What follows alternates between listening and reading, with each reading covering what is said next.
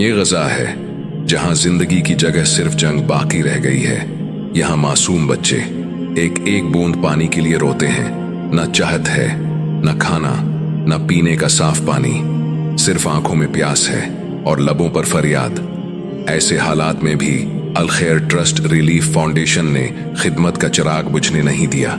हमारी टीम रोजाना की बुनियाद पर गजा के मुख्तलिफ इलाकों में साफ पानी की फराहमी के लिए सरगर्म अमल है।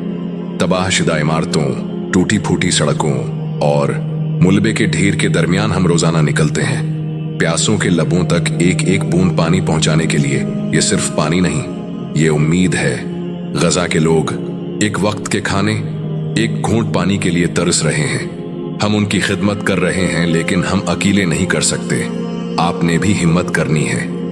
जितना अल्लाह ने इस्तिताअत दी है, चाहे 1000 रुपए क्यों ना हो, अपना हिस्सा शामिल कर सकते हैं। अकाउंट और तफसीलात स्क्रीन पर मौजूद है।